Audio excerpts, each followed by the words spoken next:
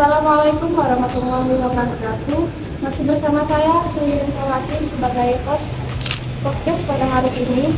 Dan sebelah saya ada Kak Gadis sebagai dosen yang dulunya berkuliah di Universitas Tanjung Pura. Dan di mana Kak Gadis ini seorang yang sangat menginspirasi semua orang. Halo Kak Gadis, hai. Apa kabarnya hari ini? Kabar saya baik. Baik Kak Gadis, hari ini Kak Gadis yang menemani saya podcast pada hari ini. Tema kita hari ini adalah ketimpangan pendidikan di Indonesia. Yang dimana ketimpangan pendidikan di Indonesia saat ini sangat merajalela. Baik Kak Gadis, mari kita mulai ya. Ya, boleh. Nah, Kak Gadis, menurut kakak nih, seberapa serius ketimpangan pendidikan yang ada di Indonesia saat ini? Nah, jadi bahwa ketimpangan pendidikan di Indonesia saat ini sangatlah serius. Karena dengan adanya ketimpangan pendidikan di Indonesia mengakibatkan pendidikan di Indonesia sangat menurun. Sehingga mengakibatkan Indonesia mengalami tingkat pendidikan yang rendah. Di mana para siswa-siswi Indonesia pada saat ini sangat menurun rasa ingin sekolahnya. Jadi bisa dikatakan bahwa ketimpangan pendidikan di Indonesia pada saat ini mengalami benar-benar keseriusan. Ketimpangan yang sangat menurun ya Kak? Ya, sangat menurun untuk saat ini. Contohnya seperti apa ya Kak, ketimpangan pendidikan di Indonesia?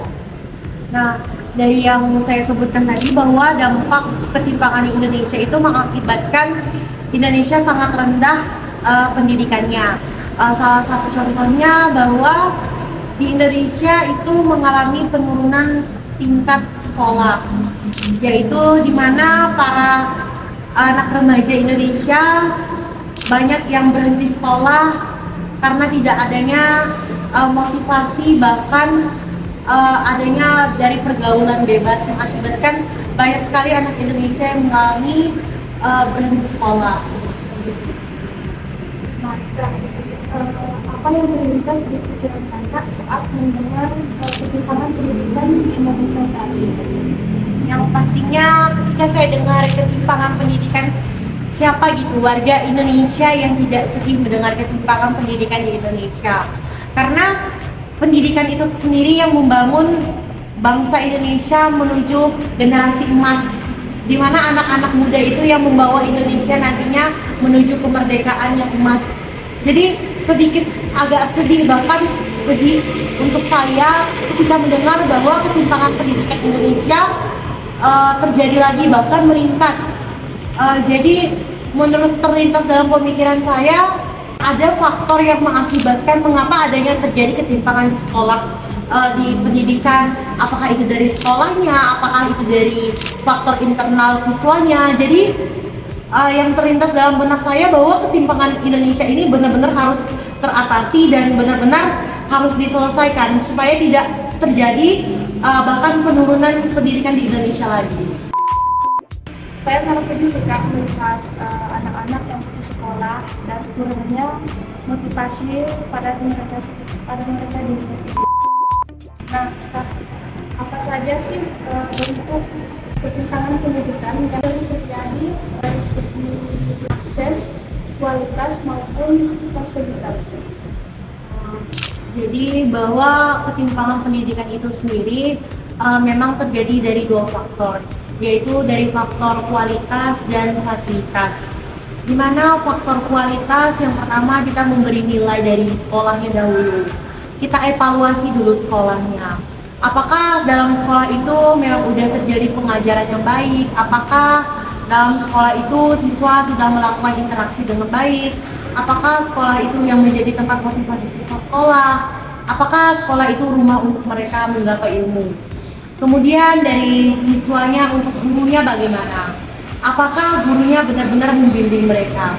Kan banyak tuh Kak, sekarang kita lihat bahwa guru-guru di Indonesia ini yang datang hanya untuk presensi hadir saja, dengan memberikan tugas kepada muridnya tanpa memperhatikan bimbingan apakah anak tersebut benar-benar sudah mencapai tujuan yang mereka inginkan, apakah anak-anak tersebut mengerti apa yang telah diberi pelajaran. Kemudian harusnya juga dari kualitas pengajaran gurunya harus memperhatikan tingkat kemampuan siswanya. Apakah semakin bertambahnya hari tingkatan siswanya meningkat, ataukah ada ketimpangan dari siswanya makin berkurang. Jadi itu harus dari kualitas sekolah dan pengajaran gurunya juga. Jangan jadikan bahwa sekolah dan guru itu menjadi bosan untuk siswa, bahkan ada niat mereka untuk tidak sekolah. Kemudian dari fasilitas tadi banyak kita lihat kan ketidakseimbangan antara sekolah pedesaan sama di perkotaan. Kemudian juga banyak dilihat di pedesaan bahwa mereka itu belum tentu pakaian yang mereka gunakan itu untuk bersekolah itu layak, Pak. Itu berarti ada beberapa faktor, entah itu dari ekonomi keluarganya atau bagaimana, itu kan perlu dipertanyakan lagi. Dan disinilah bagaimana peran pemerintah terhadap bantuan siswa yang tidak mampu di pedesaan. Apakah sudah terbagi rata atau hanya dipergunakan, malah diperhatikan orang yang mampu mendapatkan bantuan siswa, tapi malah yang benar-benar tidak layak, udah tidak mampu dengan ekonomi keluarga malah diberi bantuan. Ini sih Kak. Nah, tadi kan sempat kakak singgung ya yang soal fasilitas yang tidak memadai dan baju sekolah yang tidak layak pakai. Adakah faktor ekonomi dari ketimpangan tersebut, Kak? Ya, pastinya itu dari faktor ekonomi keluarga ya Kak. Bahwa diketahui di pedesaan itu ekonomi keluarga itu tidak seimbang, di mana orang tua banyak yang petani mengakibatkan siswa itu berhenti sekolah karena tidak layak menggunakan pakaian, bahkan tidak ada yang diberi jajan. Jadi itu yang membuat siswa bosan untuk sekolah. Jadi bermalas-malasan ya? Iya, jadi bermalas-malasan. Nah, menurut kakak nih, apa langkah yang konkret dari segi kelompok atau individu untuk mengurangi ketimpangan pendidikan di Indonesia saat ini?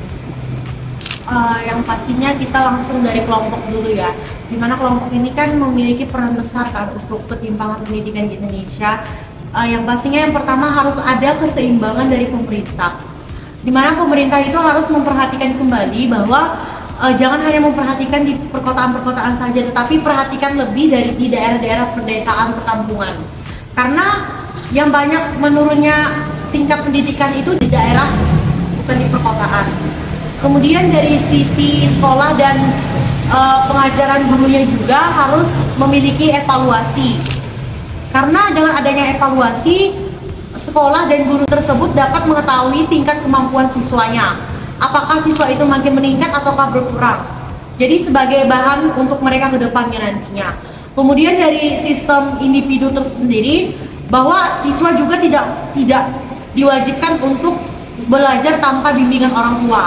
Orang tua itu memiliki peran penting terhadap perkembangan anak dalam sistem pembelajaran. Mereka harus memberikan motivasi, memberikan ajakan, bahkan membimbing mereka dari rumah untuk melihat perkembangan prestasi mereka. Iya. Baik kakak, terima kasih untuk podcastnya hari ini. Semoga bermanfaat untuk kita semua. Ya, terima kasih. Ya.